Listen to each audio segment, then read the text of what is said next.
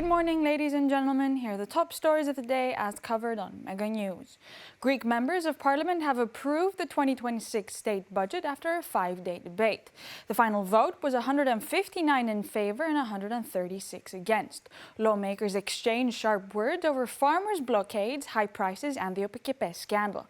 Veteran parliamentarians noted that this year's debate differed from past budget discussions. Traditionally, the vote draws full attendance, but the chamber saw largely empty benches.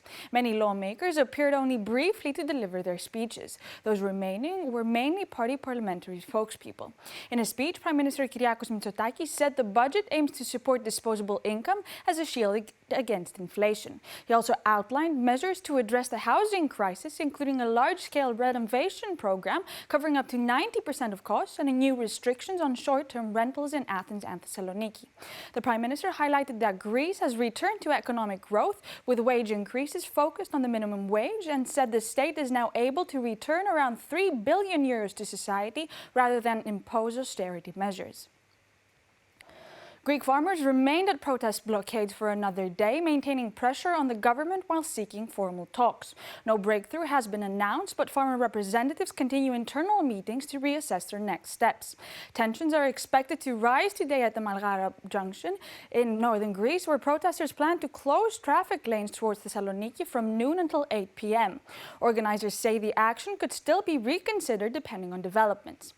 A key meeting is scheduled for tomorrow near Ceres, where farmers will evaluate whether to escalate or scale back their protests. Meanwhile, authorities announced a major financial disbursement to the agricultural sector. On Tuesday, 487.9 million euros were paid to nearly 486,000 eligible farmers, coordinated by the Ministry of Rural Development and Food and related agencies. Despite the payments, farmers remain mobilized, saying financial support alone does not meet their broader demands. Greek authorities have opened new investigations into suspected fraud rings linked to the country's agricultural payments agency Aegean. The probe follows the dismantling of a criminal network in Crete that allegedly claimed EU farm subsidies using fake farmland and land registered to deceased individuals.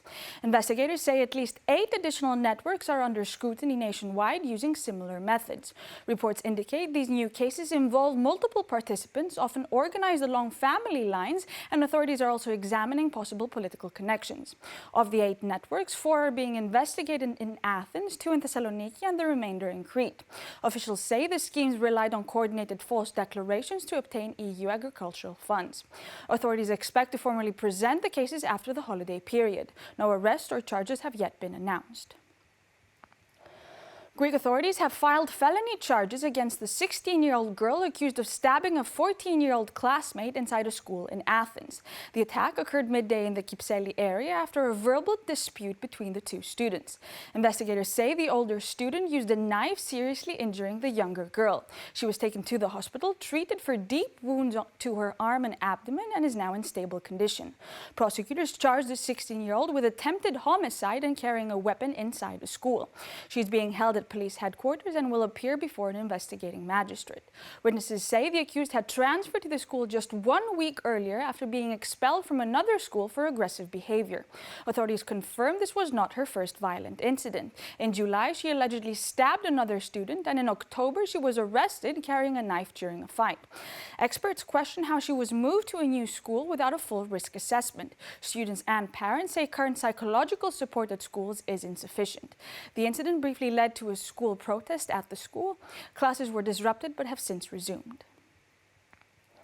Aegean Airlines has become the first European carrier to land at Baghdad International Airport in Iraq in 35 years, the Iraqi Transport Ministry announced. The ministry said the landing marks Iraq's return to European air transport and a new phase of recovery for the country's air freight sector. European Airlines had not operated direct flights to Baghdad since the early 1990s following Iraq's invasion of Kuwait. After years of conflict, civil unrest, and the rise of armed groups, Iraq has recently regained a degree of stability. The government is seeking foreign investment to support economic recovery. The Baghdad-Athens-Baghdad route will operate twice a week with the possibility of more flights depending on demand. Earlier this year, Aegean Airlines also launched flights to Erbil in northern Iraq's Kurdistan region, considered a relatively stable area. These were the top stories of the day as covered on Mega News. Thank you for watching.